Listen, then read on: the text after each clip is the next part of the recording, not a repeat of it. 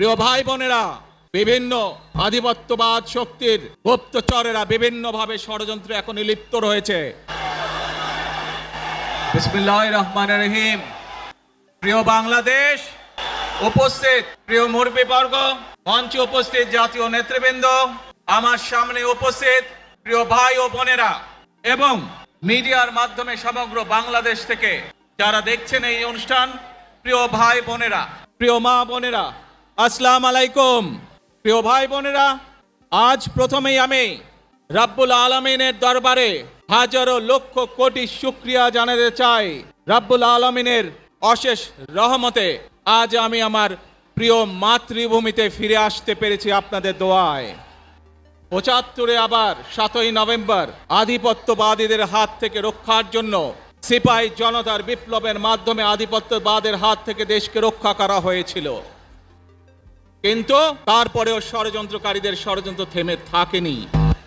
আমরা তারপর দেখেছি ২০২৪ সালে এদেশের ছাত্র জনতা সহ সর্বস্তরের মানুষ, কৃষক, শ্রমিক, গৃহবধূ, নারী, পুরুষ, মাদ্রাসার ছাত্র সহ দলমত নির্বিশেষে, শ্রেণী পেশা নির্বিশেষে সকল মানুষ সেদিন ২০২৪ সালের ৫ই আগস্ট এই দেশের স্বাধীনতা এবং সার্বভৌমত্বকে রক্ষা করেছিল।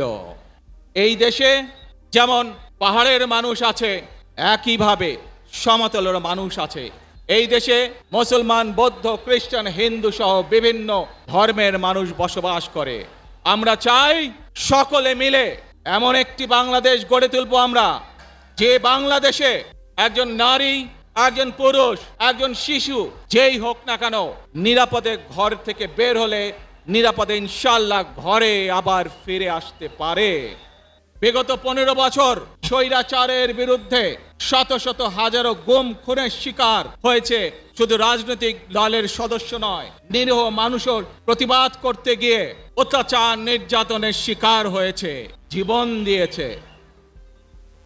২০২৪ সাল মাত্র সেদিনের ঘটনা।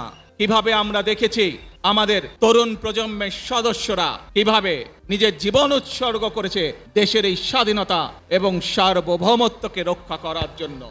প্রিয় ভাই বোনেরা, কয়েকদিন আগে এই বাংলাদেশের ২৪ আন্দোলনের এক সাহসী প্রজন্মের এক সাহসী সদস্য ওসমান হাদিকে হত্যা করা হয়েছে। ওসমান হাদি শহীদ হয়েছে।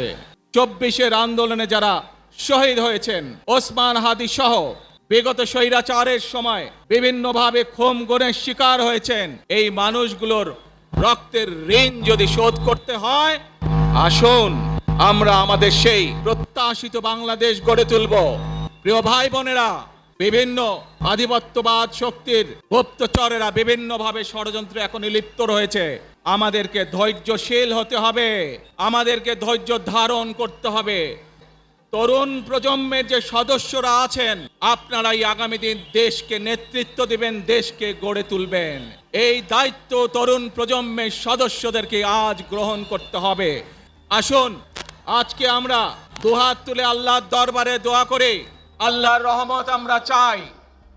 যে কোনো মূল্যে আমাদেরকে এই দেশের শান্তি শৃঙ্খলা রক্ষা করতে হবে। যে কোনো উস্কানির মুখে আমাদেরকে ধীর শান্ত থাকতে হবে। প্রিয় ভাই বোনেরা, মার্টিন লুথার কিং নাম শুনেছেন না আপনারা?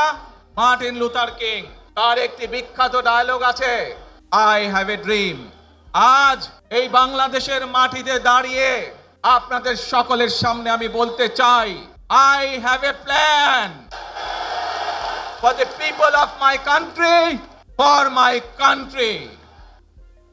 নবী করিম সাল্লাল্লাহু আলাইহি সাল্লামের যে ন্যায় পরায়ণতা, সেই ন্যায় পরায়ণতার আলোকে আমরা দেশ পরিচালনার সর্বোচ্চ চেষ্টা করব।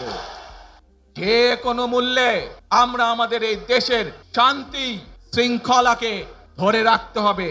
যে কোনো মূল্যে যে কোনো বিশৃঙ্খলাকে পরিত্যাগ করতে হবে।